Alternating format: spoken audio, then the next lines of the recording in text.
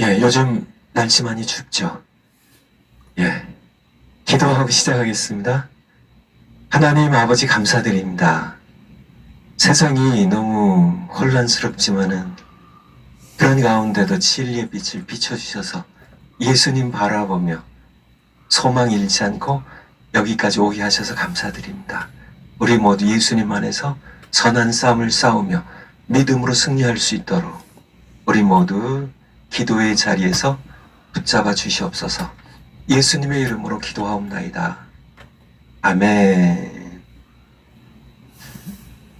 성령의 열매에 대하여 우리가 함께 성령의 열매가 성령의 열매, 우리가 중생할 때 성령으로 거듭날 때 성령이 내주하셔서 우리가 내주하시는 성령님께 내가 순종할 때 성령이 맺으시는 열매라고 그렇게 말씀을 드렸습니다. 예수님께서는 열매에 대하여 많이 강조를 하셨어요. 그래서 특별히 거짓 선지자를 얘기하시면서 예수님께서 열매를 말씀하셨는데 그 말씀은 우리가 거짓 선지자들을 조심해야 됨을, 그들의 미혹을 우리가 분명히 분별해내야 됨을 우리에게 말씀해 주고 계세요. 왜냐하면 우리가 왜 이 시대에 거짓 선지자들을 분명하게 분별해야 되는지 그 몇 가지 얘기를 좀 이렇게 예수님 말씀 통해 찾아본다면 마태복음 24장 11절 일단은 거짓 선자들이 엄청 많아요. 마태복음 24장 11절 예수님께서 마태복음 24장 아시죠? 예수님의 종말에 관한 경고의 말씀이에요. 거짓 선지자가 많이 일어나. 거짓 선지자들이 많이 일어나요. 언제요? 마지막 때예요. 예수님 다시 오시기 전에요. 지금 바로 그런 시대예요. 많은 사람을 미혹하게, 하나님 떠나서 방황하게 하고 죄의 길, 죽음의 길, 지옥 가는 길을 가게 할 것이라고요. 많은 선지자가 일단은 우리가 성령의 열매 공부하면서 열매를 이렇게 생각하며 예수님 주신 말씀 가운데 열매에 대한 우리가 성령 열매를 우리가 공부하는데 왜 우리가 성령 열매를 공부해야 되느냐? 그 이유 가운데 하나는 거짓 선자들이 마지막 때 많이 일어날 것이기 때문에요. 거짓 선자들이 많이 일어나는데 그들이 또한 우리 곁에 있어요. 마태복음 같은 장 24장 24절에 보면 같은 종말에 관한 예수님의 말씀입니다. 거짓 그리스도들과 거짓 선지자들이 일어나 큰 표적과 기사를 보여 할 수만 있으면 택하신 자들 누군가요? 여러분과 저죠.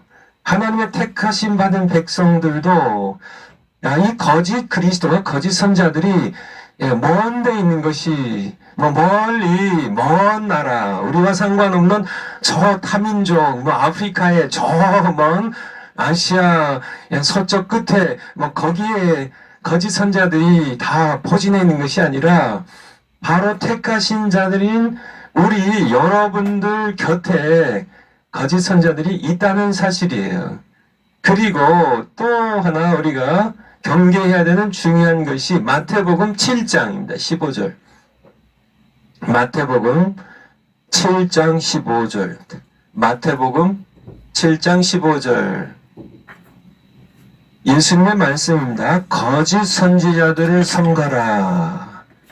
양의 옷을 입고 너희에 나오나 속에는 노략질하는 일이라. 예수님 말씀인데요.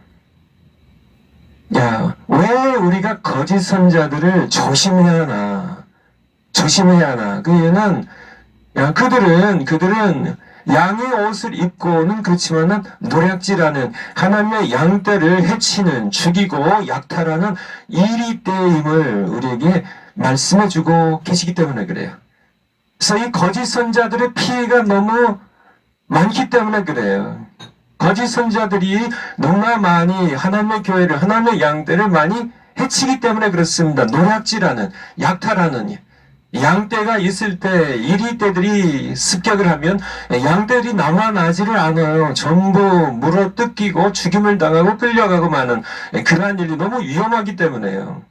그래서 예수님의 말씀을 종합해서 보면요, 거짓 선자들이 적다고요? 많다고요. 많다고요. 많을 뿐만 아니라 멀리 있는 것이 아니라 우리 곁에 있는 택하신 자들조차도 미혹하려고 공격하고 있다는 것이고, 그리고 그들은 늑대의 모습으로 나타나는 것이 아니라 어떤 모습으로? 양의 옷을 입고, 정말 이렇게 더 위험한 것이죠. 우리가 보면 진짜 양인지 일인지 구별할 수가 없어요. 양의 옷을 입고 있기 때문에. 그래서 이 거짓 선자들은 남도 속이고 또 자기 자신도 대부분 속고요. 자기 자신이 거짓 선자인 줄을 모르는 거짓 선자들이 부지기수예요. 예수님의 말씀에 의하면. 마태복음 7장 같은 7장 22절에 보면 그날이 대체 어떤 날인가요? 그날에 최후의 심판 날인데요. 많은 사람들이 나더러 이르되 주여 주여, 예수님께 주여 주여, 우리가 예수님의 이름으로, 주님의 이름으로 선지자 노릇하며 내가 예수님의 이름으로 강단에서 설교하지 않았습니까? 내가 예수님의 이름으로 귀신 쫓지 않았습니까? 내가 예수님의 이름으로 많은 권능 행치 아니하였나이까? 근데 그때에 예수님께서 23절에 내가 저희에게 거짓 선자들에게 밝히 말하되 내가 너를 도무지 알지 못하니, 내가 너를 모른다고. 예수님이 모르는, 예수님과 관계가 없다는 그런 뜻이에요. 예수님의 이 표현이. 나는 너희와 상관없어. 너희는 너희의 일을 너희의 다른 주인일, 너희가 악한 자, 마귀를 도운 그런 거짓 선제 불과하는, 불법을 행하는 자들아 내게서 떠나가라고 그렇게 예수님께서 같은 마태복음 7장입니다. 거짓 선자들에 대하여 15절에 경고하셨죠. 16절에 보면 그의 열매로 거짓 선자들을 삼가라. 15절에 양의 옷을 입고 오는데 양이 아니라 노략질하는, 약탈하는, 주의 양떼를 해치고 죽이는 이리들인데 그들을 어떻게 우리가 분별할 수 있을까요? 그들의 열매로 할 수 있다고 우리에게 말씀해 주고 계세요. 그래서 우리는 이 거짓 선지자들을 분별해 내야만 합니다. 여러분들 자신을 위해서요. 그리고 여러분들의 자녀들을 위해서요. 우리의 다음 세대를 위해서요. 그리고 우리의 교회의 모든 믿음의 식구들 위하여, 우리가 또한 누구와 싸워야 하는지를 분명히 알기 위하여 우리는 거짓 선지자들을 분명히 분별해야 돼요. 제가 말씀드린 것처럼, 제 말씀이 아니네요. 예수님께서 말씀하신 것처럼 우리 곁에 있어요. 여러분들이 분명히 눈을 크게 뜨고요. 영적인 눈을 뜨고요. 하나님의 말씀에 우리가 눈이 열려서 하나님의 말씀의 관점으로 이 세상을 바라보면 우리 주변에요. 여러분 주변에요. 바로 여러분 주변입니다. 많은 거짓 선자들이 지금 있어요. 예수님의 말씀에 의하면 그때에 많은 거짓 선자들이 일어나서 많은 그런 백성들 미혹시킬 것이라고 예수님께서 말씀하고 계신 것처럼 마태복음 24장에 우리 주변에 거짓 선자들이 많습니다. 예수님의 말씀을 우리가 너무 가볍게 지나가면 안 돼요. 예수님의 경고입니다. 엄중한 경고예요. 마태복음 24장에 말씀에 되어 있는 것처럼 많습니다. 11절에요. 많은 거짓 선자들이 이미 나왔어요. 활동하고 있습니다. 많은 사람들 미혹하고 있어요. 우리 곁에서 미혹하고 있어요. 우리도 미혹하고 있어요. 근데 그들은 우리가 정체를 파악하기 어렵다는 얘기를 하고 계신 겁니다. 너희가 보면 그들은 양의 모습이에요. 그러니까 너희가 분별해야 된다고 예수님의 엄한 경고의 말씀이에요. 이 경고의 말씀에 우리는 귀를 기울여야만 합니다. 우리가 분명하게 거짓 선자들을 분별해야 되지 못한다면 그들은 우리를 약탈할 것이고 우리의 자녀들을 미혹할 것이고 전면 교회를 해칠 것이고 하나님의 양떼를 수없이 물고 뜯고 죽일 것입니다. 그래서 우리는 거짓 선자들을 분별해야 됨을, 근데 예수님께서 바로 열매로 알 것이라고 예수님께서 두 번이나 예수님께서 마태복음 7장에 산상수훈을 마무리하시면서요. 예수님께서 두 번이나 16절에도요. 그리고 20절에도 열매로 그들을 알 것이라고 우리에게 말씀해 주고 계세요. 성령 열매를 우리가 함께 배우는데 우리가 성령 열매를 맺어야 되지만은 성령의 열매를 맺지 못하는 그렇지만은 예수님의 이름으로 많은 그런 선지자 노릇하고 귀신 쫓고 권능을 행하는 그런 많은 그런 사람들을 우리가 이 성령의 열매로 분별해내는 그러한 것도 동시에 우리가 해야 되면 이 시대에 우리의 사명이에요. 우리가 반드시 그것을 해야만 됨을 우리에게 성령은 말씀해 주고 계신 겁니다. 그래서 거짓 선자들을 분별해내는 성경적인 두 가지가 있는데요. 첫 번째 것은 고린도후서 2장 17절에 보면 고린도후서 2장 17절에 고린도후서 2장 17절에 보면 사도 바울이 고린도 교회에 서신서를 쓰면서 우리는 사도 바울이죠. 사도 바울과 나와 함께하는 선교 일행은 우리는 수다한 사람과 같이 하나님의 말씀을 혼잡하게 하지 아니하고 근데 하나님의 말씀을 혼잡하게 하는 이 뜻은 순전함으로 하나님께 받은 것 같이 하나님께 받은 말씀을 순전함으로 그대로 하나님 앞과 그리스도 안에서 전하는 것이 아니라, 그렇죠? 하나님의 말씀을 하나님 말씀 그대로 인간의 이성으로 요리해 가지고요. 인간의 여러 가지 생각들을 요리해서 마음에 안 드는 것 빼어버리고 자기가 놓고 싶은 여러 가지 인본주의적인 생각을 집어넣어서 하나님의 말씀을 그렇게 뒤섞어서 인간의 모든 이성적인 사고와 뒤혼잡시켜 가지고 그렇게 전하는 사람들이 수다한 사람들이 있다는 얘기예요. 사도 바울은 그렇게 하지 않았는데 그렇게 하는 사람들이 수다한 사람들이 있음을 우리에게 말씀해 주고 계세요. 하나님의 말씀을 혼잡하게 하는 그러한 사람들이 거짓 선자들이에요. 그들은 죄에 대해서 얘기하지 않습니다. 하나님의 심판의 엄중함에 대하여 잘 얘기하지 않아요. 지옥에 대하여 얘기하지 않습니다.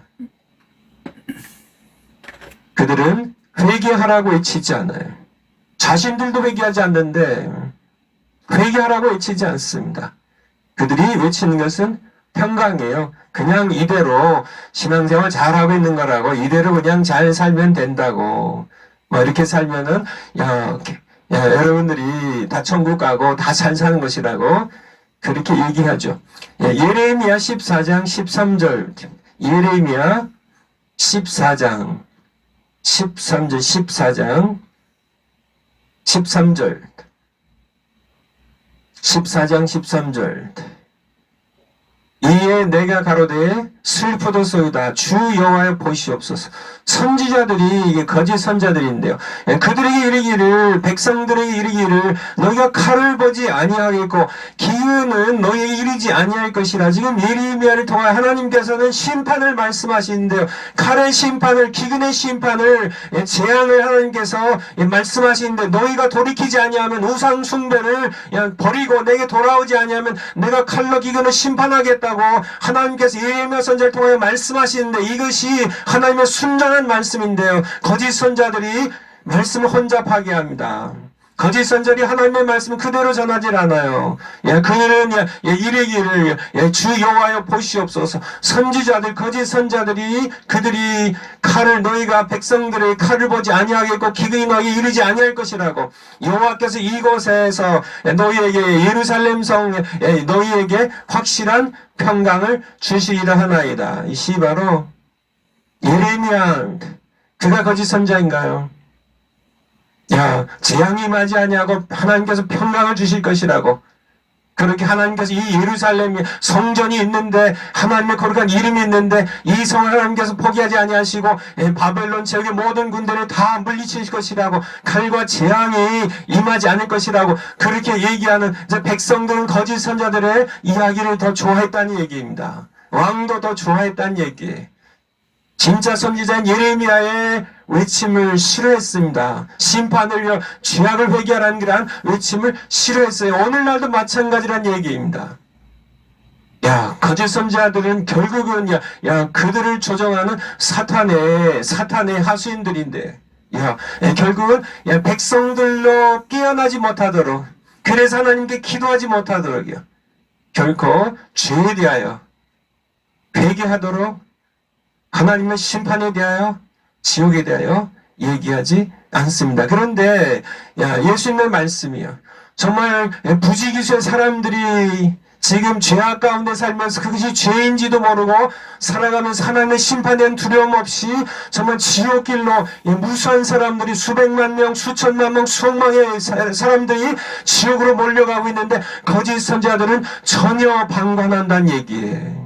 관심이 없습니다. 그들은 영의 눈이 멀은 소경들이기 때문에요. 소경들이 인도하는 소경에 불과한 것이기 때문에 그들은 하나님의 말씀을 혼잡하게 할 뿐이라는 얘기. 그런데 우리 곁에 그런 거짓 선자들이 예수님의 말씀에 의하면 우리 곁에 있고 너무 많아요. 마지막 그날까지도 모르는 거짓 선자들이 내가 거짓 선자였나요? 그것을 모르는 거짓 선자들이 너무 많다는 얘기입니다. 여러분의 주변을 살펴보시라는 얘기예요. 우리 모두 저를 포함해서 모든 건 말씀 전하는 이 시대에 하나님의 말씀 전하는 그런 우리 설교자들 우리 목사님들 나 자신이 정말 하나님 앞에서 하나님의 말씀을 순전하게 전하고 있는지 내가 아니면 하나님의 말씀을 혼잡하게 인간의 이성으로 하나님의 말씀을 요리해가지고 백성들을 미혹하고 있는 그런 거짓 선자인지를 우리는 하나님의 말씀 앞에 내가 서서요. 하나님 앞에 서서 내가 나 자신을 살펴보지 아니한다면 우리도 어느덧 거짓 선자의 대열에 참여할 수 있다는 사실을 그것을 여러분들이 전혀 생각해보지 않았다면 여러분들은 심각한 상태에 있을지 몰라요. 거짓 선자의 반열에 이미 서 있는지 모릅니다. 살펴봐야 돼요. 우리 성도님들 마찬가지입니다. 예수님의 경고예요. 24장 마태복음이요. 예수님의 경고를 가볍게 여기지 마시라는 얘기예요. 분명하게 예수님께서 우리에게 필요하니까 그때 마지막 때 많은 거짓 선지자들이 일어날 것이라고 예수님 말씀하셨으면 우린 그런 줄 알아야 되는 겁니다. 그리고 경계해야 되는 거예요. 많은 사람을 미혹할 것이라고요. 많은 사람 가운데 나는 빠져 있을까요? 아니요. 여러분 모두가 다 해당되는 그런 말씀이에요. 그들은 분별하기 어렵다니까요. 어렵다고 말씀하고 계시잖아요. 양의 옷을 입고 있기 때문에요. 자신들도 자신이 거짓 선자를 모르는 사람들이 태반이라고요. 그러면요, 그들의 외침을 듣고 평강하다고 그냥 이대로 괜찮다고 그렇게 동성애가 죄가 아니라고요, 낙태가 죄가 아니라고 하고 정말 이 세상에 그저 세상 하나님보다 더 사랑하는데 정말 TV를 성경 본 것보다 더 사랑하는데 그것이 죄가 아니라고 그렇게 외치고 그냥 이대로 살면 그냥 평강하다고 이대로 살면 그냥 죽어서 천국 간다고 그렇게 외치는 거짓 선지자들의 외침에 그 미혹에 빠져 정말 지옥길로 죄의 길에 빠져서 죽어가는 무수한 그런 양떼들이 있는데 우리가 분별해야 되지 않겠냐는 얘기 말씀입니다. 두 번째, 우리 거짓 선자들 분별해내는 거짓 선자들 첫 번째 분별하는 것은 하나님의 말씀을 순전하게 말씀 그대로 하나님께 받은 그대로 전하지 않고요.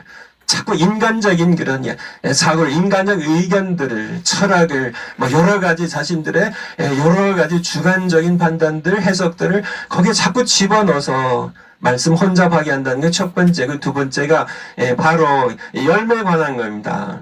열매에 관한 것. 아름다운 열매를 맺으려고 흉내는 내지만은 결코 아름다운 열매를 맺을 수가 없어요. 거짓 선지자들은요. 결코 맺을 수가 없습니다. 왜냐하면 못된 나무이기 때문에. 열매를 보라고 말씀하고 계시죠. 우리 다시 한번 우리 마태복음 7장 15절부터 빨리 한번 보죠. 마태복음 7장 15절. 거짓 선지자들이에요. 그들 우리가 분별해야 되는데 16절에 보면 그의 열매로 그들을 알지니. 가시나무입니다. 가시나무. 거짓 선지자들이 포도를 맺을 수 없다는 얘기예요. 예수님과 상관없이 말씀을 선포하는 선지자들이, 엉겅퀴들이 무화과를 맺을 수 없다는 얘기입니다. 17절에 이와 같이 좋은 나무가 아름다운 열매를 맺는 것이고 못된 나무는, 거짓 선지자들은 나쁜 열매를 맺을 수밖에 없어요. 못된 나무가 좋은 열매를, 아름다운 열매를, 성령 열매를 맺으려고 흉내는 내지만은 결국 맺은 열매를 보면 결국은 나쁜 열매에 불과하다는 것을 우리에게 예수님은 말씀에 주고 계신 거예요. 우리가 그들이 하는 일을 보면 우리는 그들을 분별할 수 없습니다. 아까 7장 22절에 본 것처럼 예수님께 그날에 많은 사람이 나더러 이르되 주여 주여 우리가 주의 이름으로 선자 노릇하며 그들의 하는 일을 보면 우리는 이 사람이 거짓 선자인지 진짜 하나님 보내신 진짜 참 설교자인지 우리가 구분할 수가 없어. 일하는 걸 보면 똑같이 예수님의 이름으로 합니다. 똑같이 하나님의 말씀을 선포하는 것 같아요. 똑같이 하는데 일을 보면 우리는 분별할 수 없고, 우리는 그 일을 보는 것이 아니라 무엇을 봐야 된다고요? 열매를 보라고요. 열매를 보라고. 예수님의 말씀이에요. 열매를 보면 7장 20절에 보면 20절에 이러므로 그의 열매를 보고 그를 알리라고요. 그들의 열매, 그들이 맺는 열매는 어떤 열매일까요? 우리가 이제 성령 열매하면, 이제 갈라디아서 5장으로 다시 돌아가야 되는데요. 갈라디아서 5장 19절 보겠습니다. 갈라디아서 5장 19절.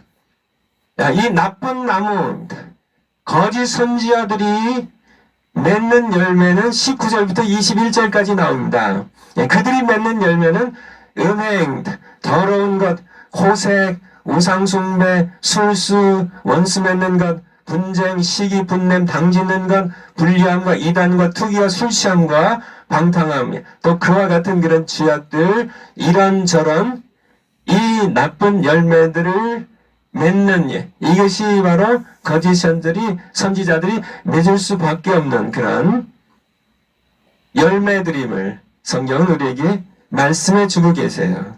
그리고 이제 22절부터 성령 열매가 나오죠. 이 성령 열매는 사랑과 희락과 화평과 오래 참음과 자비와 양선과 충성과 온유와 절제니라고 이 성령 열매입니다. 이제 성령 열매 이제 본론으로 좀 들어가겠는데요. 왜 거짓 선지자들은, 그리고 거짓 선지자들 추종하는 가짜 신자들은 왜 이 열매를 맺을 수 없을까? 이 열매 어떤 열매요? 성령의 열매입니다. 이 성령의 열매를 맺을 수가 없어요. 불가능해요. 뭐 이렇게 설명을 여러 가지로 할 수 있지만은 그 거짓 선자들도, 아니 세상 사람들도 성령의 열매 좀 맺을 수 없을까요? 사랑, 희락, 화평. 여러분 어떻게 생각하세요? 여러분들 정말 우리가 성령의 열매가 우리가 중생할 때에 내 안에 내주하기 시작하신 성령님께 내가 순종할 때 성령이 맺으신 열매라고요.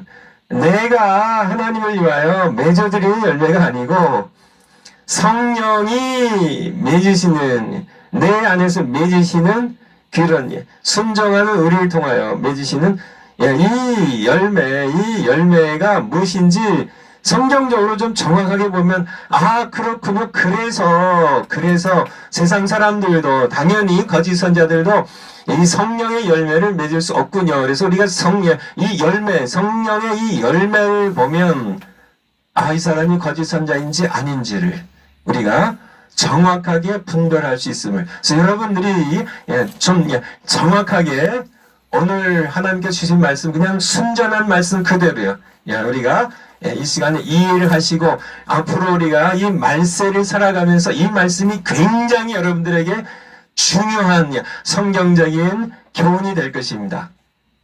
그래서 이 성령의 열매입니다. 이 성령의 열매. 그래서 이 성령의 열매는 이 성령의 열매입니다. 다른 열매가 아니라 성령의 열매는 9가지나요? 9가지가 아니라는 얘기예요. 이게 핵심입니다. 카르포스, 그냥 영어 스펠링으로 할게요.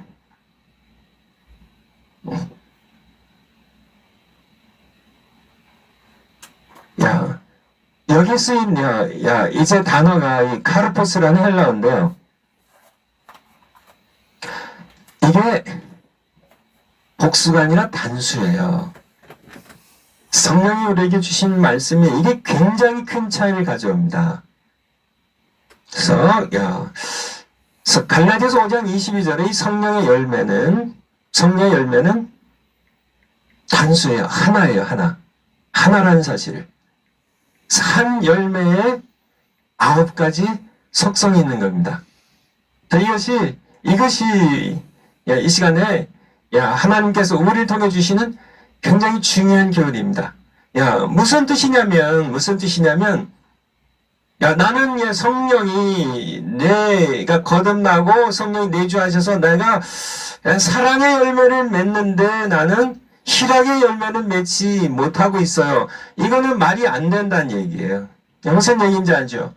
나는 화평의 열매를 맺고 있는데 오래 참지는 못해요. 나는 희락의 열매를 맺는데 나는 자비하진 않아요. 난 충성은 하지 않습니다. 이런 거는 우리가 그러니까 은사는 좀 다릅니다. 이제 은사는 다음 시간에 이제 하겠지만은 은사는 카리스마라는 이게 다 이렇게 영어 철자로 이렇게 썼는데요. 이거는 은사라는 뜻인데 선물이라는 뜻이죠. 여기다가 타를 붙여서 복수형을 만들어요. 카리스마 타입니다. 은사는 은사들이에요. 다시 이제 이게 보겠지만, 근데 성령의 열매는 단순한 얘기예요. 은사는 여러 가지, 병 고친 은사, 통역하는 은사, 예언의 은사, 지식의 말씀의 은사, 다스리는 은사, 여러 은사들이 각각 있어서, 우리는 이 은사들을 어떤 은사는 받고 어떤 은사는 받지 못할 수도 있어요. 이게 성령께서 그 뜻대로 나눠주시니까. 그러니까 어떤 사람에게는 가르치는 은사가 있고 어떤 사람에게는 병 고친 은사가 있고 어떤 사람에게는 무슨 방언하는 은사가 있고 예언하는 병 고친 은사 여러 가지 각각의 은사들을 나눠주시는데 복수예요. 복수. 그래서 어떤 은사는 우리가 받기도 하고 어떤 은사는 우리가 못 받기도 하고 어떤 사람은 은사 하나밖에 못 받고 어떤 사람은 몇 개씩 받기도 하고요. 그렇게 여러 가지 은사지만은 이 성령의 열매는 하나라는 성령의 열매는 하나입니다. 이것이 핵심이에요. 왜 거짓 선자들이 성령의 열매를 맺을 수 없나? 이것은 성령의 열매는 9가지 속성을 가진 9가지 속성, 전부 사랑하게 되면 반드시 성령의 열매로서의 사랑은 희락이 있어요. 기쁨이 있어요. 그 마음에 화평이, 평강이 있어요. 오래 참음이 있어요. 성령의 열매로서 맺는 그런, 이 열매는, 이 9가지 속성들이 자비하고 양선, 충성, 온유, 절제, 모든 그런 이 열매들이, 속성이 한꺼번에 드러난다는 얘기, 한꺼번에. 사과가 있으면은 배가 있고 이렇게 감이 있고 오렌지가 있고 이런 여러 가지 9가지 열매가 있는 것이 아니라 한 가지인데 여기에 여러 가지 사과하면은 단맛도 있고 신맛도 있고 무슨 맛이 있나요? 여러 가지 맛이 있는 것처럼 성령의 열매는 하나인데요. 하나예요, 하나. 여기에 동시에 성령의 열매로 사랑하면 반드시 기쁨이 있어요. 세상의 사랑은요. 세상의 사랑은 사랑하면 거기에 다툼도 있고요. 시기도 있고, 싸움도 있고, 여러 가지, 사랑은 눈물의 씨앗이라고, 근데 그 성령의 열매가 아니고 세상적인 사랑이고, 성령의 열매로서의 사랑은 이 9가지가 한꺼번에 다 동시에 나타나는 한 열매라는, 여러분 이해하시겠죠? 사랑하면, 성령 열매로 사랑하면 성령이 내 안에 계셔서 맺게 하시는 열매로서의 사랑은 반드시 사랑하면 기쁨이 있어요. 샘솟는 기쁨이 있어요. 동시에 마음에 평강이 있어요. 내가 신앙생활을 하면서 사랑했는데 내 마음에 기쁨이 없으면 성령 열매가 아니라는 얘기입니다. 내가 정말 주님의 이름으로 사랑했는데 나의 마음에 평안이 없어요. 그러면 그 성령 열매가 아니라는 얘기예요. 내가 정말 이렇게 신앙인으로서 사랑하는데 내가 오래 참지 못한다면 성령 열매가 아니라는 얘기예요. 이것은 성령이 내 안에 계셔서 맺는 신비한 열매입니다. 신비한. 우리 사람들이 맺을 수 없는요. 우리는 이 9가지의 속성을 전부 다 우리가 열매를 맺으려고 하면, 사랑하려고 하면 분통이 터져가지고 사람들 앞에 화가 나고 기쁨이 없어지고, 정말 이게 김밥 이렇게 말대에 속을 너무 많이 넣으면은 김밥 터지듯이 옆구리 터지듯이 계속 우리는 이것을 이렇게 9가지 중에 한 가지라도 하려고 하면 그 다음 것들이 다 터지고 말아요. 결코 안 됩니다. 거짓 선자들이 흉내는 내는데 예수님께서 말씀하신 겁니다. 거짓 선자들 분별할 때 우리가 분별하는 게 굉장히 중요하다고요. 굉장히 중요합니다. 굉장히 중요해요.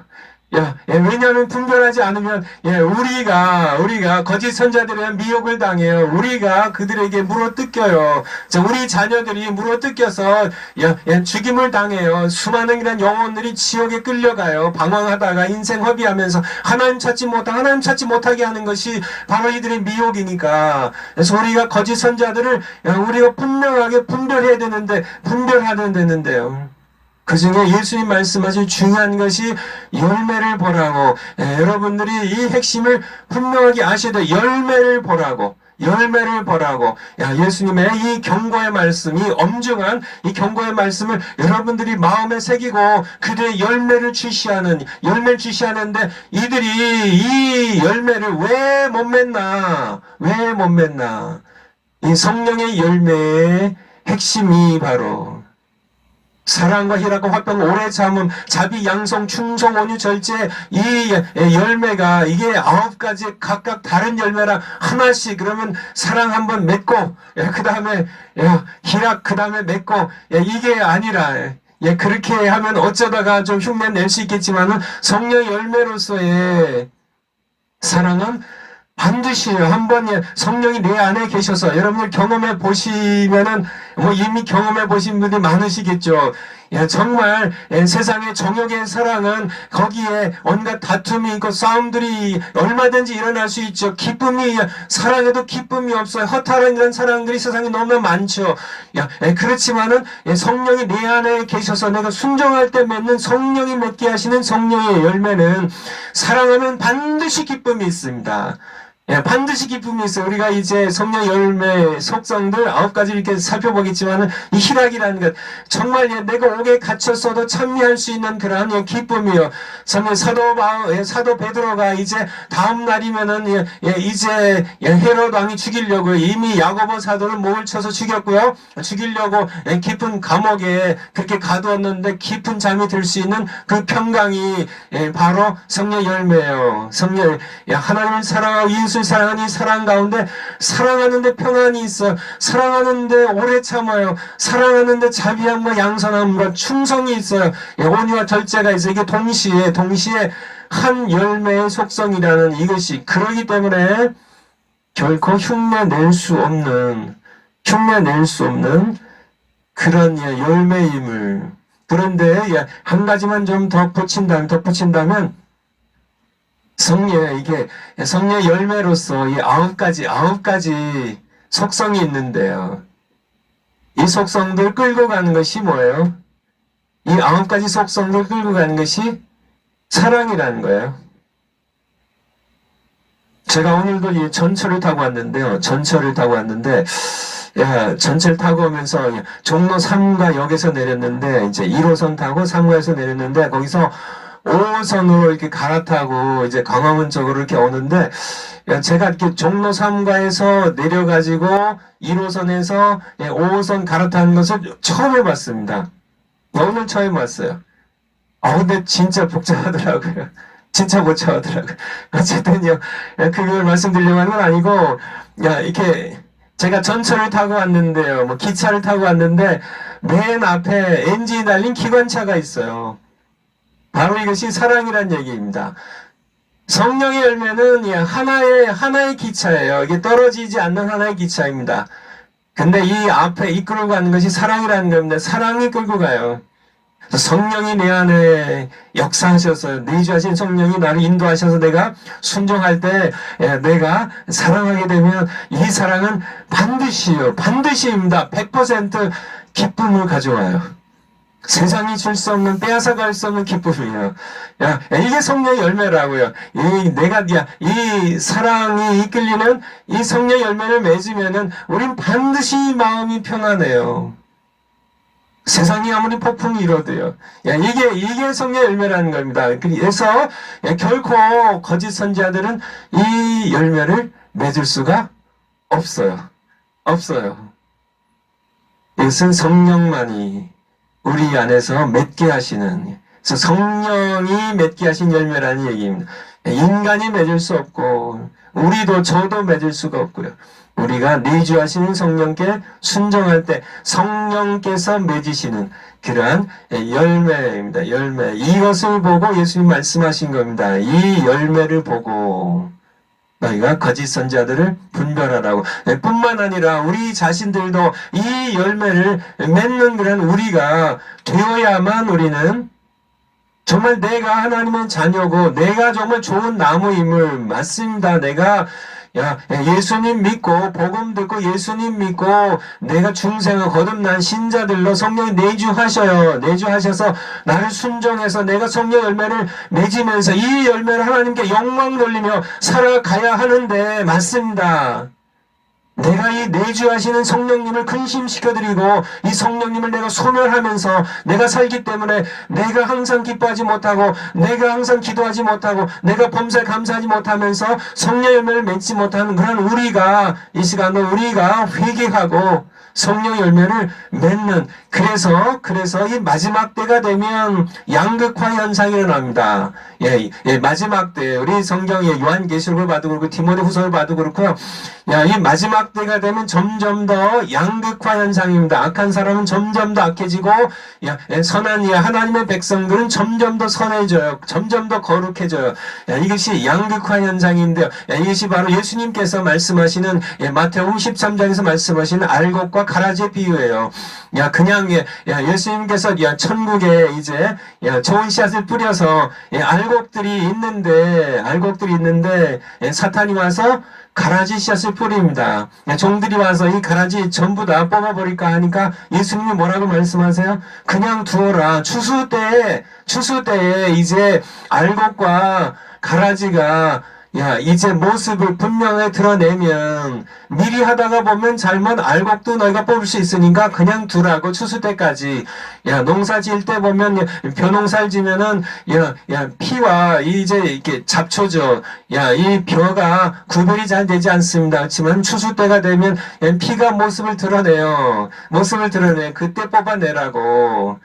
이것이 바로 마지막 때 양극화 현상입니다. 세상 한번 보세요. 과거보다 점점 더 정말 악한 사람은 더 악해지는, 정말 죄를 죄로 여기지 않는 그런 세상이에요.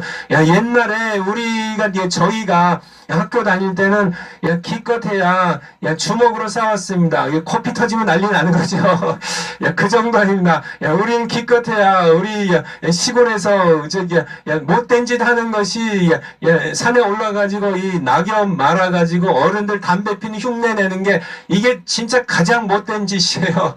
이게 무슨 나무님 요즘은 젊은 청년들이 버젓이 담배 피는 거 부끄러워하지 않는 그런 시대입니다. 담배뿐만 아니라 마약도 하고요, 마리화나도 하고, 미국에 난리예요, 난리예요.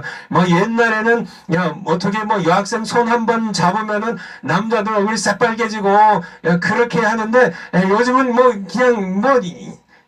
정말 물러나기가 성적으로, 이것이 점점 양극화입니다. 이런 세상 가운데 점점 더, 악한 자들은 악해지는 세상이고요. 하나님의 백성들은 내가 거룩하니 너도 거룩하라고 하신 말씀처럼 점점 더 거룩해진 알곡으로서 익어가는, 성숙해가는 그러한 모습의 시대를 우리가 함께 살아가는데, 바로 우리가 맺어야 할, 열매가 바로 열매예요.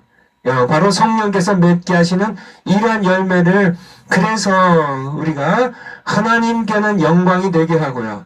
세상의 사람들이 이 열매를 보면서 뭔가 달라. 저들은 왜 이렇게 다르지? 우리는 왜 이렇게 많은 것을 가졌음에도 불구하고 마음에 평안이 없는데, 왜 저들은 왜 정말 가진 것도 없는데 저렇게 사업도 망했는데 왜 저들의 얼굴에는 기쁨이 있고 마음의 평안이 있지? 바로 우리 안에 계신 예수님을 그들이 느낄 수 있도록, 바라볼 수 있도록 하는 중요한, 그들도 열매를 보고 우리를 분별할 수 있는, 저들은 뭔가 달라. 어떻게 저들은 암에 걸렸는데도 왜 저들은 왜 저럴까? 바로 우리가 되어야 된다는 얘기예요.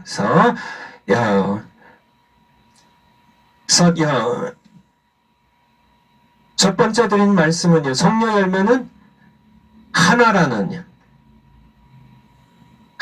말씀 드렸습니다. 성령 열매가 9가지라고 많이, 우리 주일학교 때도요, 성령 열매에서 스티커 이렇게 붙이면서 9가지, 사랑, 희락, 화평, 오래 참음, 자비, 양성, 충성, 온유, 절제, 이렇게 열매들을 이렇게 각가지 이렇게 붙여졌는데요. 그것이 9가지가 아니라 정확하게 성경에 나와 있는 것은 이것은 단수예요. 성령 열매는 하나예요. 근데 이 한이 열매, 성령의 열매는 하나님의 성품입니다.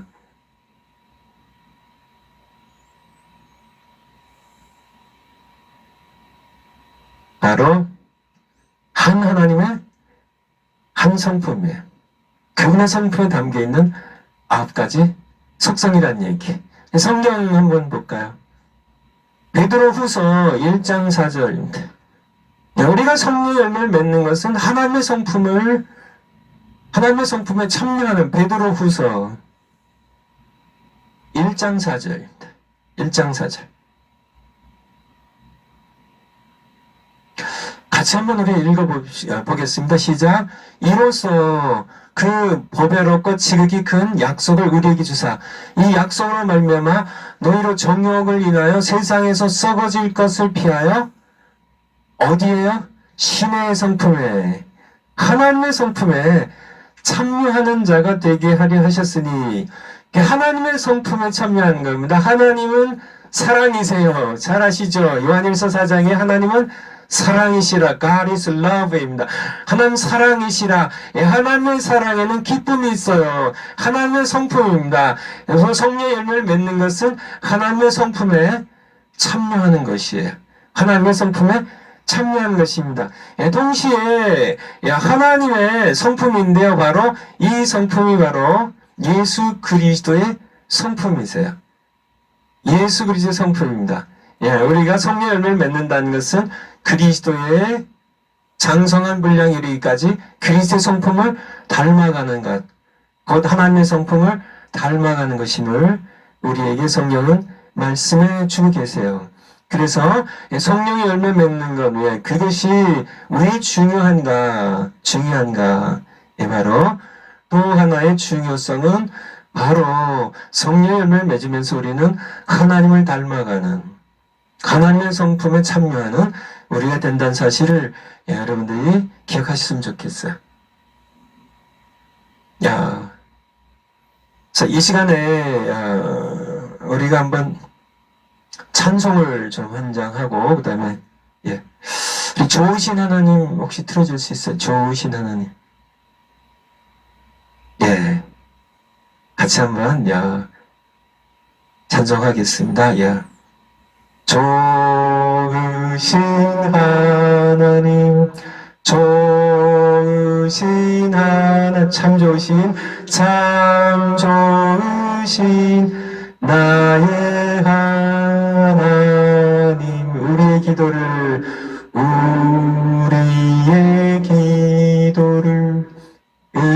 응답해 주시는 참 좋으신 나의 하나님, 한없는 축복을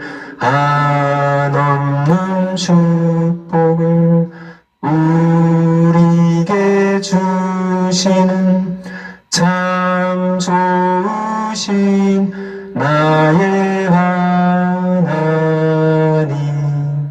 아멘. 우리 하나님은 어떠신 분이세요?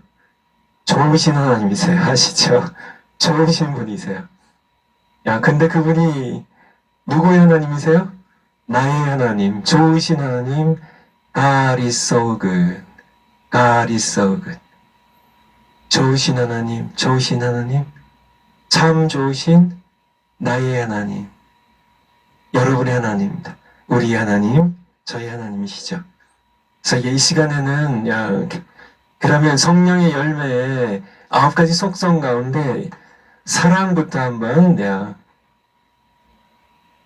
성령의 열매로서 사랑은 어떤 사랑을 얘기하는가?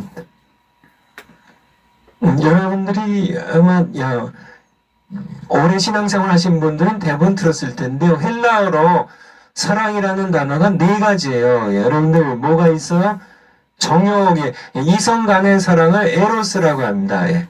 에로스. 에로스의 사랑이에요. 그 다음에 부모 자식 혈육 간의 사랑을 스토르게라고 그래요. 스토르게라고 합니다. 그리고 뭐 이렇게 우정이나 뭐 일반적인 그런 또 하나 이게 필리아입니다.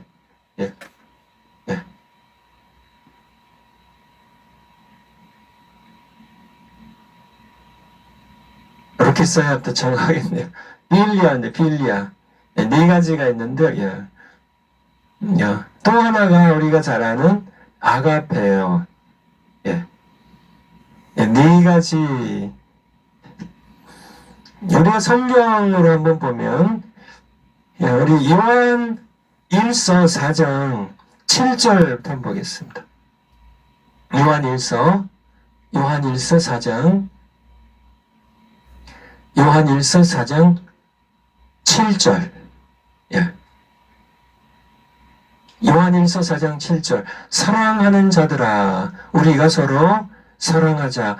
사랑은 하나님께 속한 것이니. 여기서 사랑은 무슨 사랑일까요? 이 4 가운데. 여기서 사랑은 하나님께 속한 것이니. 에로스의 사랑일까요? 스토르게의 사랑일까요? 아니면 필리아의 사랑일까요? 셋 다 아니고요.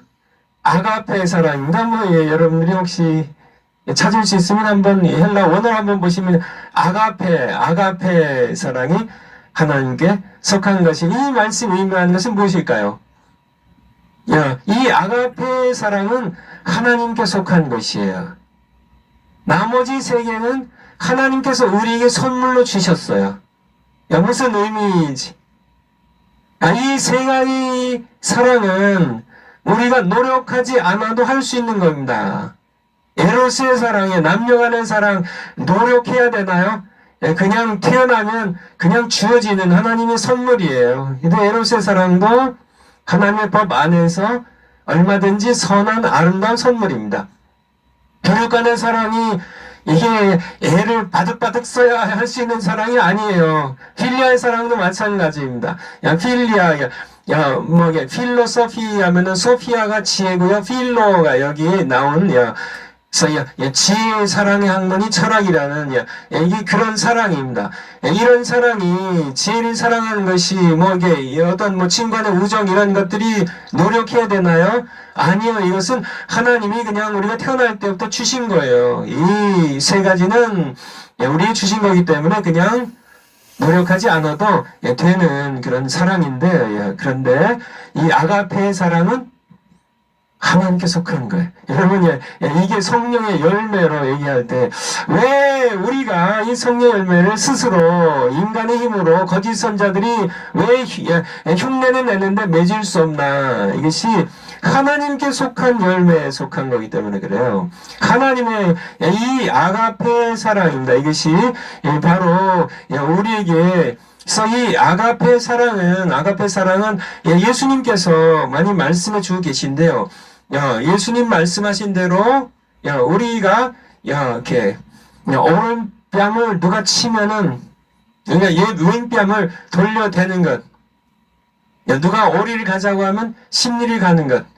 여러분들 그게 우리가 그냥 누가 제가 이렇게 밖에 나갔는데 누가 그냥 대짜고짱이 제 뺨을 이렇게 뺨을 치면서 제 얼굴에 침을 탁 뱉었다고 쳐봐요. 어떻게 그렇게 했다고 여러분 그렇게 했다고 봐요. 여러분 어떻게 하실 건가요? 이렇게 상대 한번 작보겠죠. 시원치 않으면 같이 뚫려 팰 건가요? 아니면 이게 문신이 있고 이렇게 덩치가 그냥 산만한 그런 조폭이 그러면은 그냥 이렇게 골복하고 그냥 지나갈 건가요? 어떻게 하실래요? 어떻게 하실래요? 우리가 정말 상대를 향하여 내가 굴복하지 않는다 할지라도 내가 그를 향하여 이를 악물고 그럼 한번 내 오른뺨도 한번 쳐볼래 하고 왼뺨 돌려대는 것, 그것을 예수님 말씀하신 것이 아니에요. 오른뺨을 치는 사람에게 왼뺨을 돌려대라는 것은 원수 사랑하라는 말씀 가운데 있는 거거든요. 원수를 용서하라는 그런 말씀 가운데 있는 거거든요. 그래, 내 오른뺨 쳤는데 그렇게 분한 것이 있으면 내 오른뺨도 치라는, 나는 그래도 너를 사랑한다는, 나는 그래도 당신을 용서한다는 그런 왼뺨을 돌려대는, 그것이 아가페 사랑이에요. 그것이 하나님께서 보여준 십자가 사랑입니다. 우리가 아직 죄인 되었을 때예요. 우리가 하나님께 침을 뱉을 때요. 우리가 하나님의 오른뺨을 칠 때요. 우리가 하나님을 대적할 때 하나님께서 왼뺨을 대주, 그래도 나는 너를 사랑한다는, 하나님이 세상 이처럼 사랑하사 정말 하나님을 대적하는, 하나님을 향하여 삿대질하는, 하나님을 욕하고 저주하는 그런 인간들을 향하여 하나님께서는 사랑하사 독생자 주신 사랑, 이것이 아가페 사랑이에요.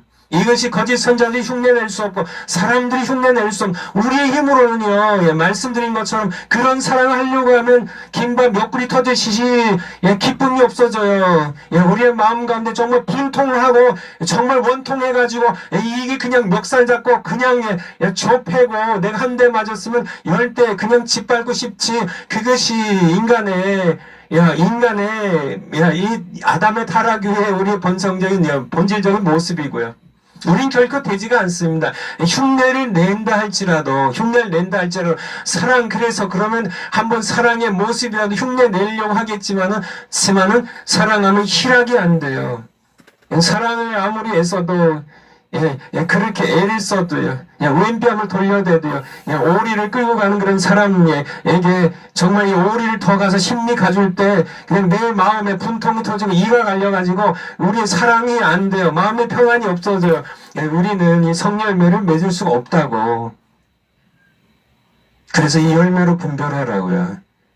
우리도 맞습니다. 우리가 거듭났어도 우리는 성령 열매를 우리 스스로 맺을 수는 없어요. 내주하신 성령님께 내가 순종할 때 내가 내 자신을 우리 갈라디아서 5장 24절에 있는 것처럼요. 갈라디아서 5장 24절에 성령의 열매에 대하여 말씀하시면서 24절의 결론입니다. 22절 23절에 성령의 열매를 얘기하시고 24절에 이 성령의 열매를 맺는 방법에 대하여 우리에게 구체적으로 말씀하고 계신 겁니다. 같이 한번 읽을까요? 시작. 그리스도 예수의 사람들은 육체와 함께 그 정과 욕심을 십자가에 못 박았느니라. 말씀입니다. 우리가 이 22절 23절의 성령의 열매를, 이 9가지 속성을 가진 이 열매를 맺으려면, 그런 그리스도 예수의 사람이라면 우리가 우리 스스로 맺을 수 있는 게 아니고요. 한번 여러분 발버둥 쳐보세요. 정말 사랑하려고 하나님의 사랑으로입니다.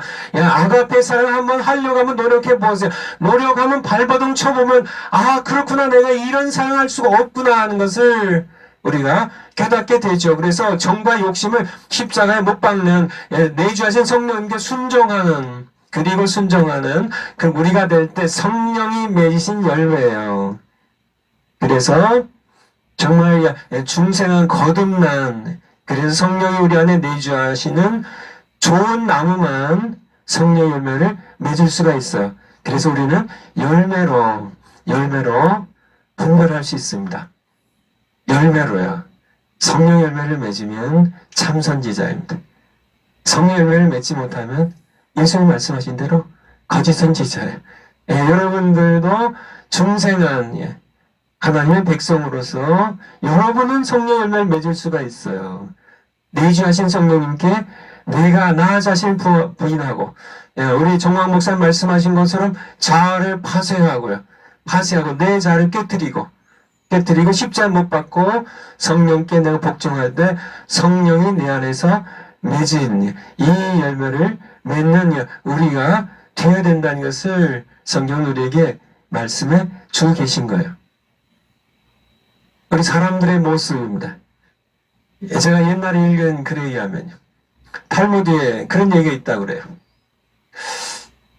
어떤 유대인 상인입니다. 유대인 상인들, 여러분, 유대인 상인들, 그러니까 정말 이렇게 악착 같은 그런 돈에 엄청난 그런 집착하고 돈을 많이 버는 그런 유대인 상인들 얘기 많이 들으셨나요?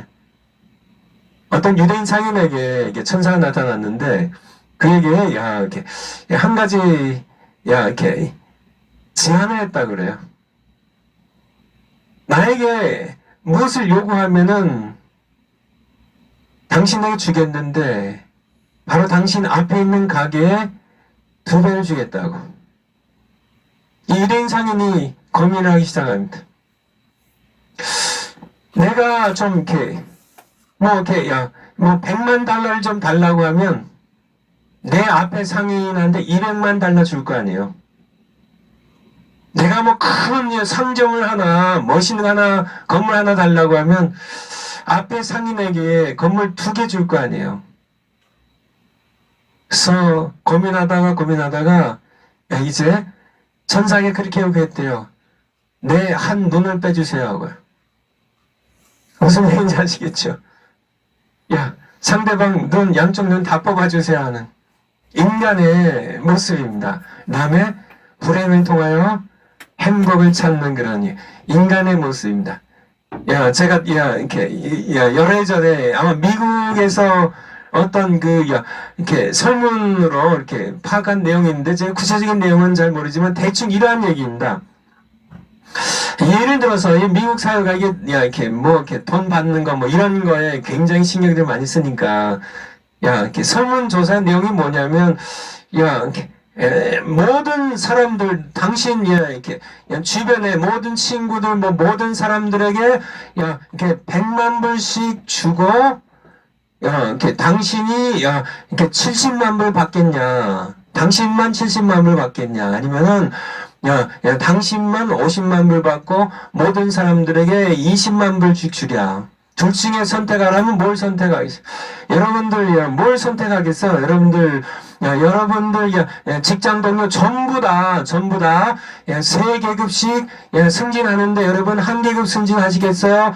아니면은 여러분들 그냥 그 자리에 있고 다른 사람들 전부 세 계급 강등하는 것 둘 중에 선택하라면 뭘 선택하실래요, 여러분들? 의외로 미국 사람들의 선택은 내가 적게 받더라도 내가 70만 불 받고 다른 사람들 다 100만 불 받는 것보다 내가 50만 불 받고 다른 사람들 20만 불 받는 걸 선택했던 사람들이 더 많다는 얘기예요. 여러분들 상대적인 행복이라고 그러죠. 상대적인 행복입니다. 상대적인 박탈감이에요. 다른 사람들 다 잘 사는데 내가 조금 잘 사는 것보다는 내가 덜 잘 살더라도 다른 사람 다 불행한 것이 그 거기서 행복을 찾는 인간의 본질적인 이기심입니다. 뼛속까지 잠기는 이기심이죠. 예를 들어서 이렇게 대형 버스를 타고 여행을 갔는데요. 여행을 갔는데 대형 교통사고가 났습니다. 정말 대형 교통사고인데 뜻밖에도 다 멀쩡한데 자기만 다리가 부러졌어요. 그러면은 굉장히 불행합니다. 왜 다들 멀쩡한데 왜 내 오른쪽 넓적 다리가 부러졌을까 하고요. 똑같은 대형 사고가 났는데 다른 모든 사람들은 거의 다 죽거나 전부 중상이에요. 전부 치명적인 상해 입었습니다. 근데 자기만 다리가 부러졌어요. 그러면은 다음날 교회 와서 감사원금 드릴 겁니다. 휴, 다행이다 하고요. 우리가 하는 남이 불행할 때 남이 공부를 못해야 맞습니다. 전부 다 내 아들이 예를 들어서 이렇게 학교 차별하는 건 아니지만은 세상적인 관점으로 얘기하면 내 아들이 고려대학교 들어갔습니다. 너무 기뻐서 펄펄 뛰는데요. 주변에 소식 들으니까 전부 다 지방대학도 안 돼가지고 다들 엄마들이 자기가 아는 모든 엄마들이 다 울상이에요. 그러면 너무너무 행복한데요. 갑자기 전화가 왔습니다. 다른 친구한테. 자기 딸이 서울대학교 됐대요. 그 기쁨이 싹 사라지는, 한순시간에 사라지는, 남들이 다 안 되는, 이것이 제가 드려하는 이 말씀입니다. 인간으로서는 누구나 마찬가지입니다.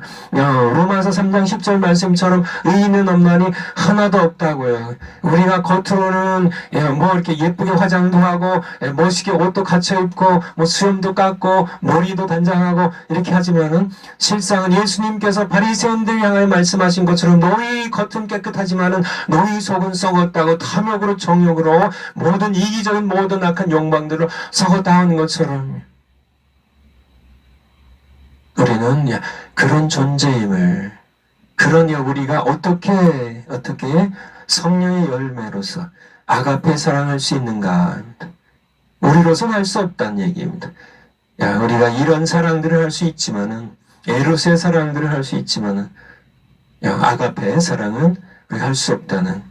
그래서 성령의 열매로서 이 사랑이 우리가 내 자신을 십자가에 못 박고 성령에 복종할 때 성령이 맺으시는 열매 첫 번째 것이 이 사랑이 굉장히 중요해요. 굉장히 중요해요.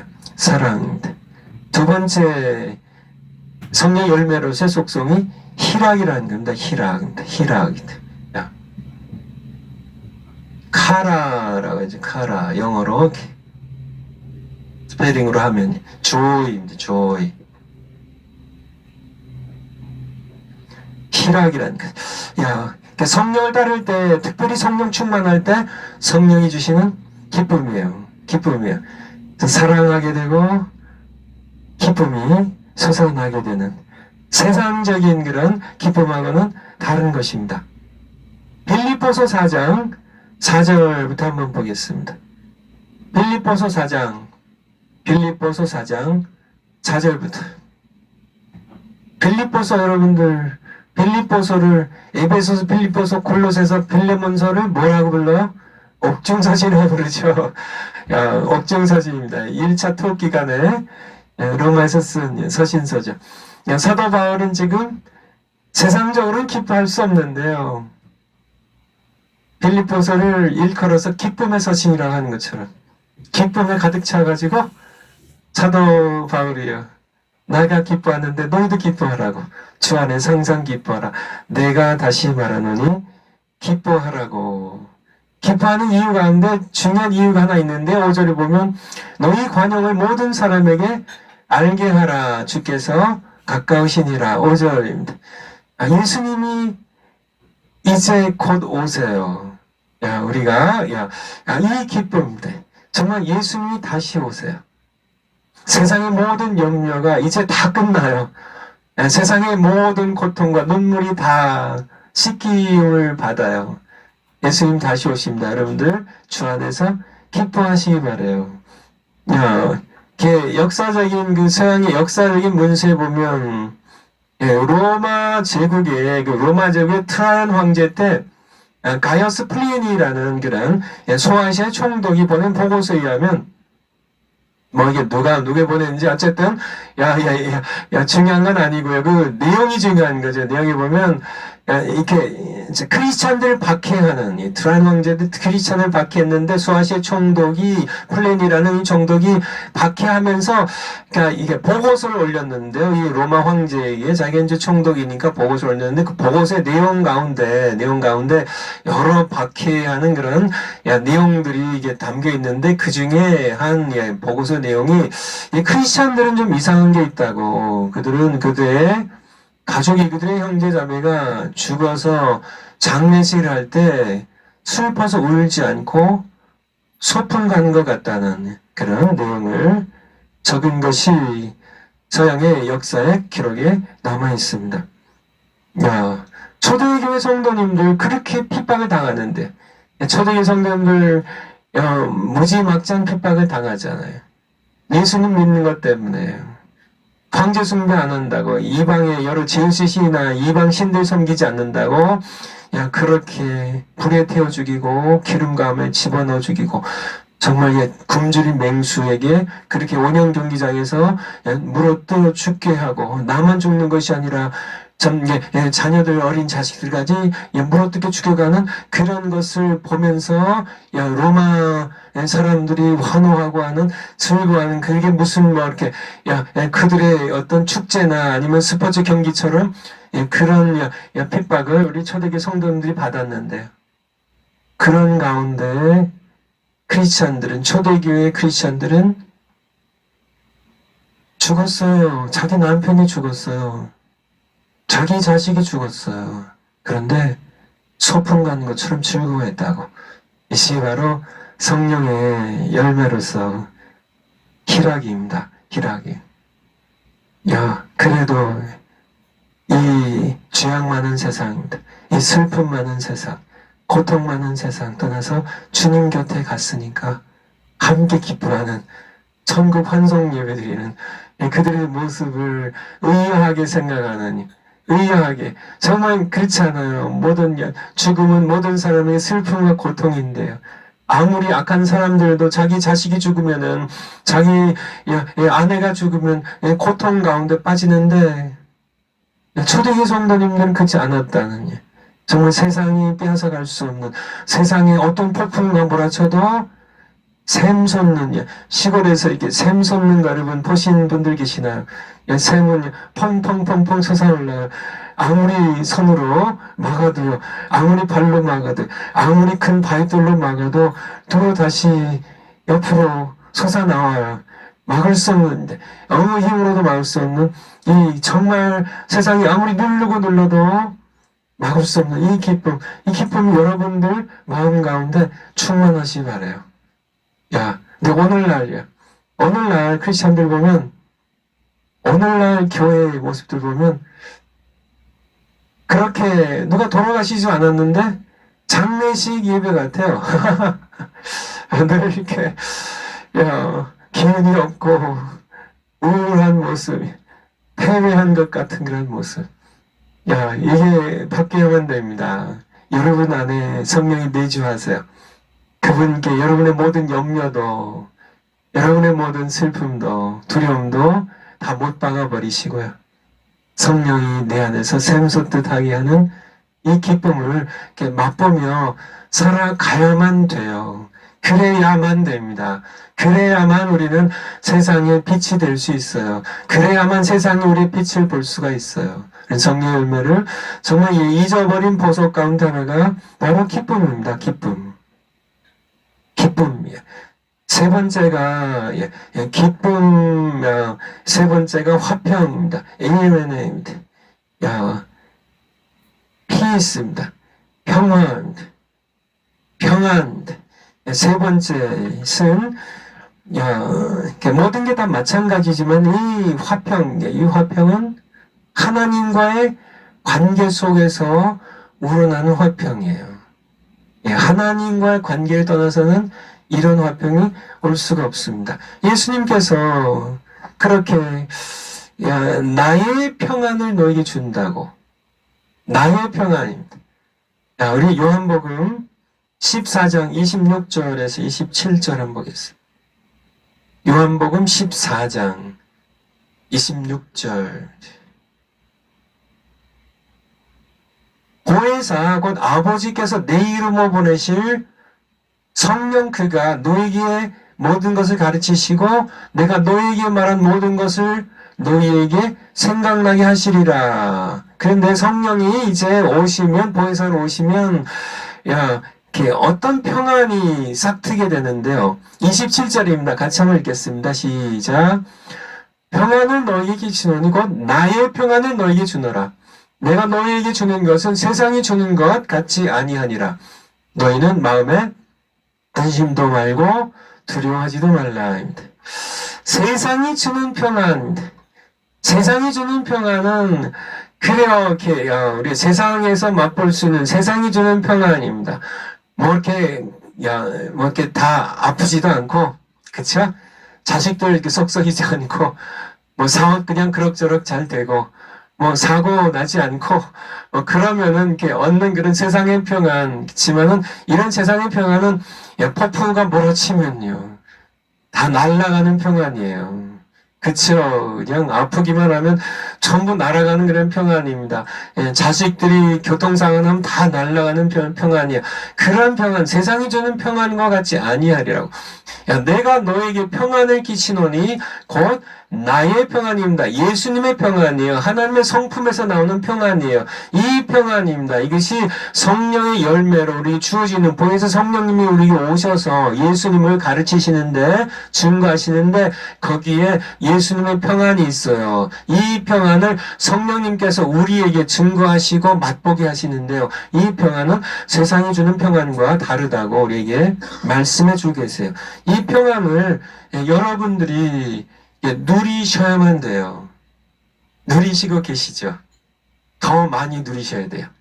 베드로 모습 한번 볼까요? 베드로의 모습. 우리 사도행전 12장 6절에서 7절 보면, 사도행전 6장, 사도행전 12장, 사도행전 12장, 미안해요. 사도행전 12장 6절, 7절입니다. 사도행전 12장 6절, 7절입니다. 헤롯이 잡아내려고 하는 그 전날, 앞서 이제 야고보 사도 중에 첫 순교자예요. 그 앞서서 스데반 집사님이 순교하셨고요.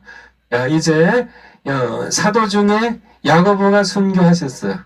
그래서 5절에 보면 베드로를 또 가뒀어요. 죽이려고. 이제 교회는 그릴과 간절히 하나님께 빌더라.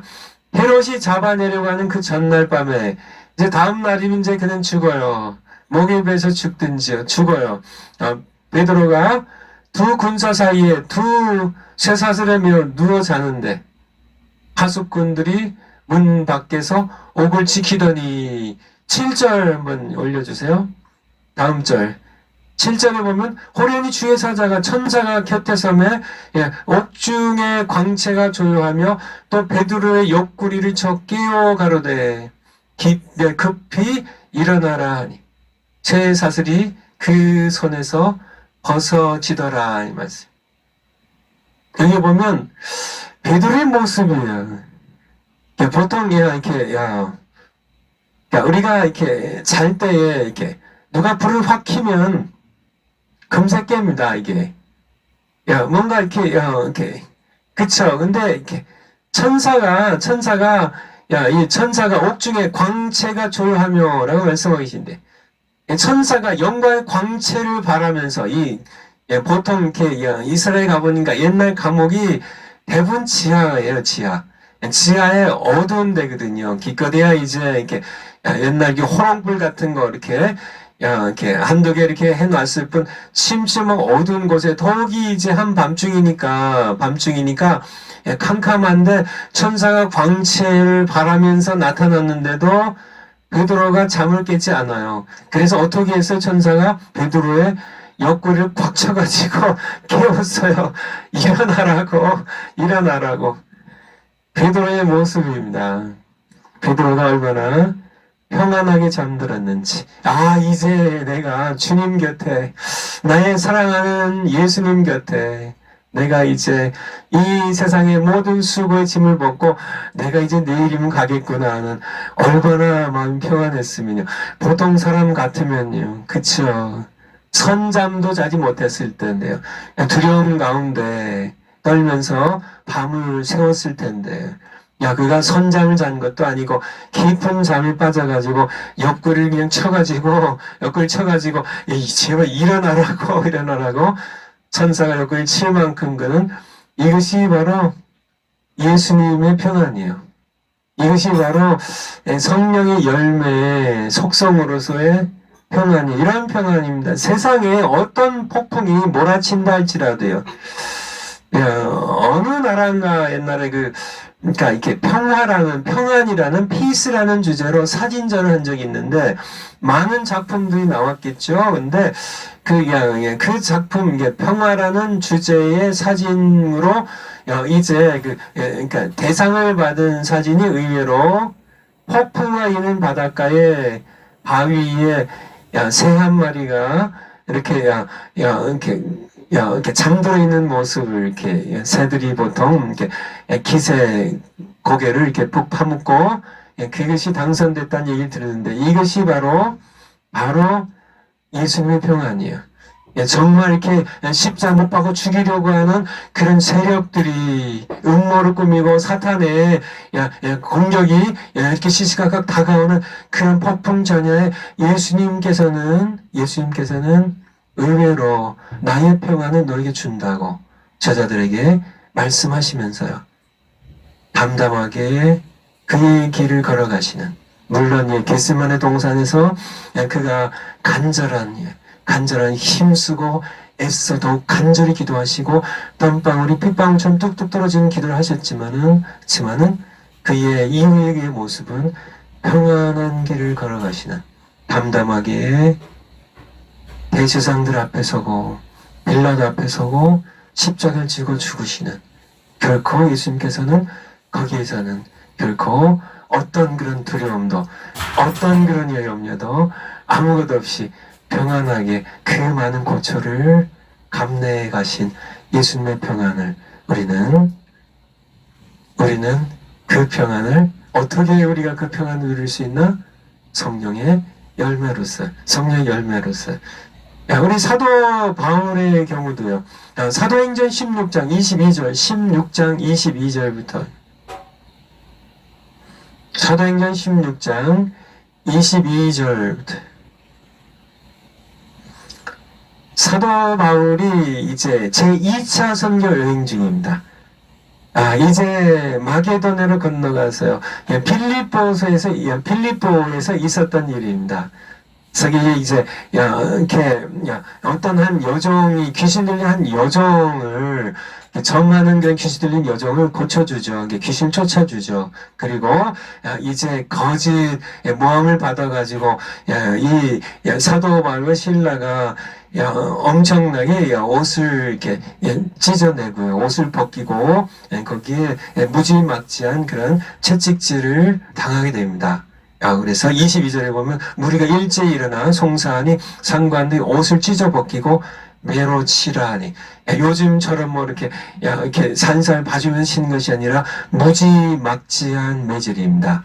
23절에 보면 많이 친 후에 옥에 가두고 간수에게 분부하 든든히 지키라 하니, 나중에 이 빌립보 간수, 이 간수가 나중에 하는 거 보면 이렇게 닦아줘요. 이게 얼마나 옷을 찢어 벗기고 이렇게 매로 쳤는지, 멍이들 뿐만 아니라 피가 흐름이라는 것들을 이렇게 나중에 씻어주는 모습을 보면 엄청나게 맞죠.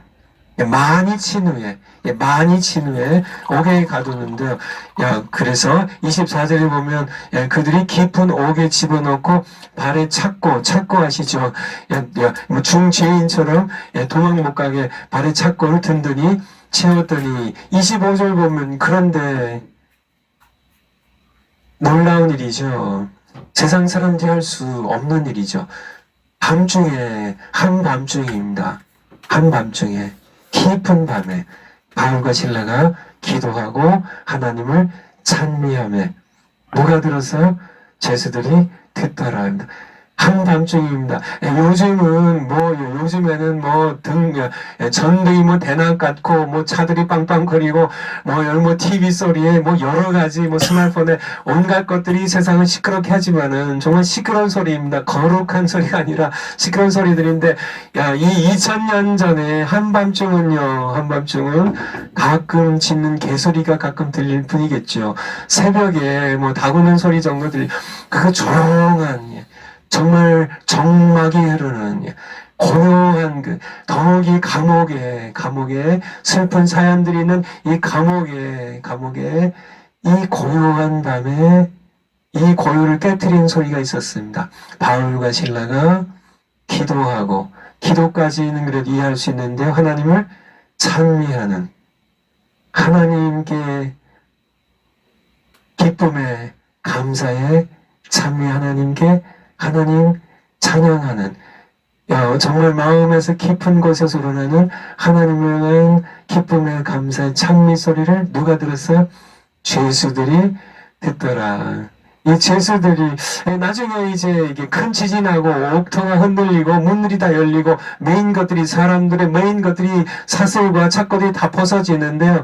그래도 여러분 진행하시다시피 죄수들이 하나도 도망가지 않아요. 무슨 일이 일어난 걸까요? 죄수들이에요. 고요한 밤에.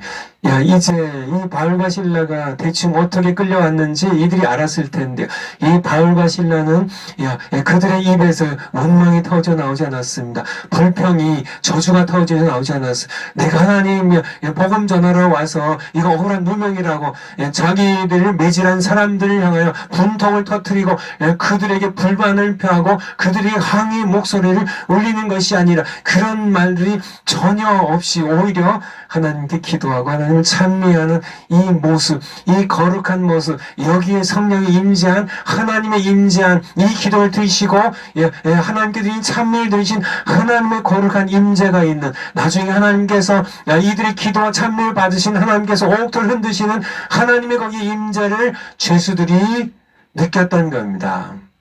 거기에 조성된 하나님의 임재로 말미암아 조성된 하나님의 사람 두 사람이 세상이 알 수 없는 평안이에요.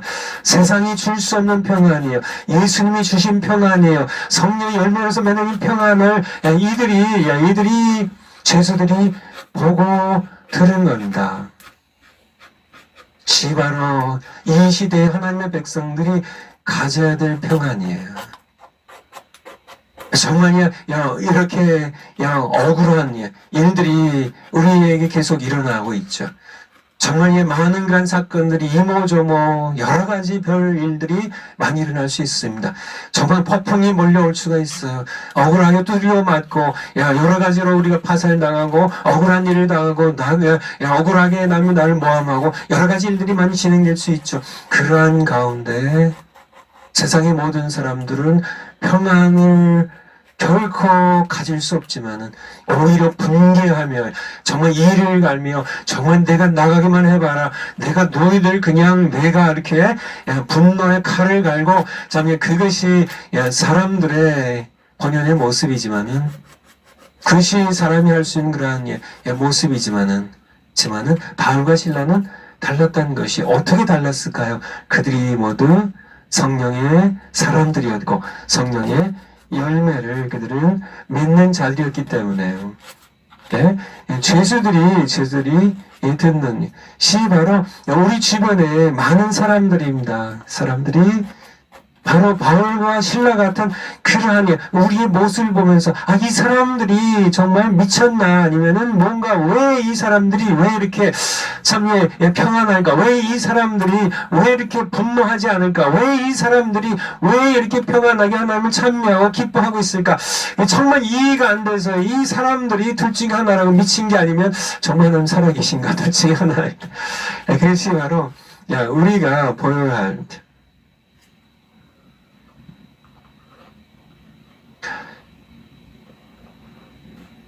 제가 오래전에 읽은 어떤 글에 의하면 어떤 책에서 읽은 것 같아요.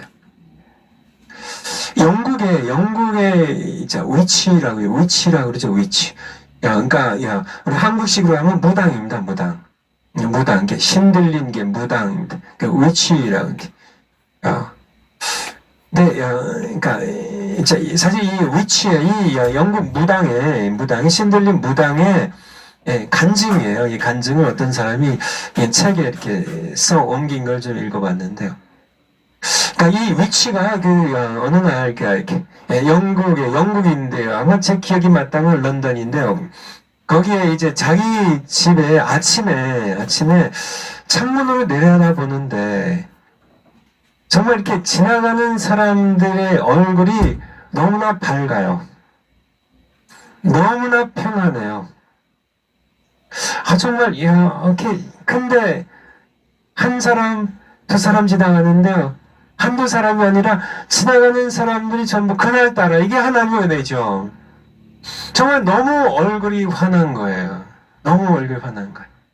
정말 이런 사람들 다 있구나 하고, 너무 신기해가지고, 이 위치가, 이 영국 무당이 자기 집을 나와가지고, 이 사람들 뒤를 따라가 봤습니다. 그랬더니 이 사람들이 어느 건물로 들어갔는데 들어가 보니까 교회예요. 사실 그게 계기가 돼가지고 이 사람이 예수님을 믿고 이제 하나님의 자녀가 되는데요. 그리고 이제 간증한 내용이에요. 근데 이 사람의 간증에 의하면 자기가 섬기던 귀신은 자기에게 들어온 신은 더러운 귀신이라 그래요. 더러운. 느끼기에도 더러운. 그런데 교회에서 그가 만난 성령은 깨끗한 영이라고요. 우리는 성령 하면 우리는 늘 성령 안에서 살았으니까 우리가 악령에게 이렇게 사로잡히거나 귀신 들려가지고 악령을 경험한 게 아니기 때문에 악령과 성령은 구별 잘 못하는데 이 사람은 악령을 경험하고 그 다음에 성령을 만났기 때문에 너무가 대조가 되는 겁니다. 너무 대조가. 무당들 가운데 우리 춘천 한마음교회 제가 가장 한국에서 우리 정원 목사님 친구니까 빼고요. 하나밖에 없는 친구니까 빼고 우리 제가 가장 사랑하고 존경하는 목사님 춘천 한마음교회 김성로 목사님이신데 거기 그러니까 그 교회의 그 지체들 가운데 그 교인들 가운데 무당이었다가 이렇게 부활하신 예수님 만나고 이렇게 하나님 자녀로 거듭난 분의 간증이 있어요. 거기에 한번 여러분들 그 춘천 한마음교회 오직 주만이 유튜브에 이렇게 아마 전에 작년인가 같이 800명인가 간증했는데요. 그 한 교회에서. 근데 아마 더 이제 숫자가 늘어나고 있겠죠. 근데 이렇게 들어보면 아십니다. 그러니까 이렇게 귀신들이 이게 여러 귀신들이 많으니까 이렇게 귀신 신들린 그렇죠. 강신무라고 그러죠. 신들린 무당이 세습무가 아니고 이제 그래서 책 보고 예언하고 이런 무당 말고 신내린 구대가 신들린 무당 같은 경우 이렇게 이제 무당 신이 이제 어떤 사람에게 들어가려고 하는데 이제 거부하죠. 왜 많이 거부할까요? 무당들도 자기 딸은 무당되지 말라고, 자기 아들은 박수되지 말라고. 왜 그렇게 할까요? 더러운 신이라 그래요. 욕심 많은 신입니다. 파괴적인 신이에요. 괴롭히는 신입니다. 그러니까 이제 뭐 큰 귀신 들어와가지고 능력이 있어서 뭐 이렇게 뭐 여러 가지 돈도 벌고 이렇게 하지만은, 점도 치고 하지만은, 그치만은 게 괴로운요. 지만 정령은 깨끗한 신이에요. 정결한 신이, 거룩하신 영이세요. 여러분들, 그래서 예수님 믿는 백성들은 그 얼굴에 평안이 있어야 돼요. 거룩한, 너희가 하나님의 성전인 것과 하나님의 성령이 너희 안에 거하신 것을 너희가 알지. 거룩한 영이신, 깨끗한 영이신, 정결한 영이신 성령께서 우리 안에 계시니까 내주하시니까 그 성령이 맺게 하시는 열매도 세상에 더러운 추한 열매